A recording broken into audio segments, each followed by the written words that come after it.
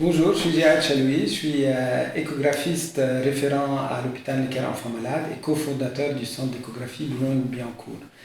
Aujourd'hui, je vais vous parler de la chirurgie fœtale, ce que c'est, quand est-ce qu'on peut la faire et qui peut éventuellement en profiter.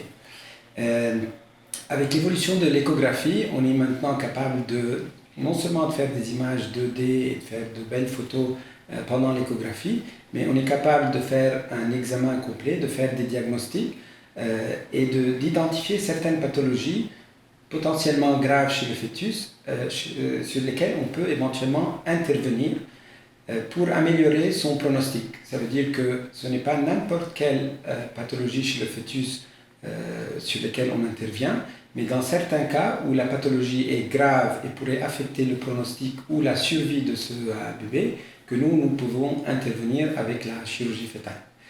Pour vous donner quelques exemples, dans certains cas, il y a les hernies de coupole diaphragmatique où le diaphragme ne s'est pas bien développé. Donc les organes qui sont dans l'abdomen vont monter dans le poumon pour comprimer les poumons et les empêcher de bien se développer.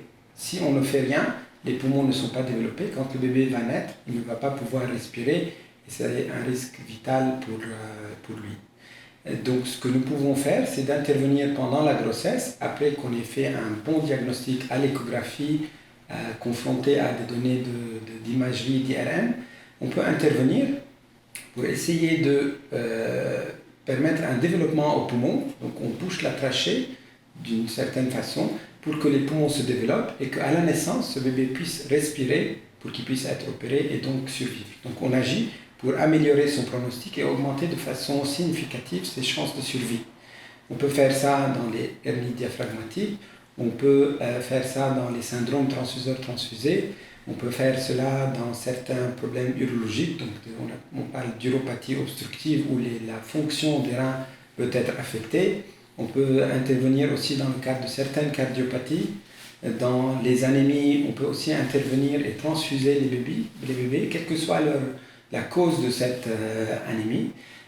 Bien sûr, quand on fait de la chirurgie fœtale, on sait que c'est pratiquement la seule issue pour améliorer leur survie, mais on sait aussi que parfois cette chirurgie peut ne pas réussir et qu'on peut éventuellement ne pas pouvoir améliorer son pronostic ou aussi avoir certaines complications de la chirurgie comme la rupture de la poche des os ou l'accouchement prématuré et on peut ne pas gagner. Mais c'est sûr que c'est une belle bataille à mener avec les parents bien sûr, après qu'ils soient bien conseillés, qu'ils aient vu qu'est-ce qu'on fait, pourquoi les tenants et les aboutissants de la chirurgie fœtale. Donc c'est une belle bataille à mener pour essayer d'améliorer le pronostic de ce bébé et lui offrir une meilleure vie, une meilleure qualité de vie.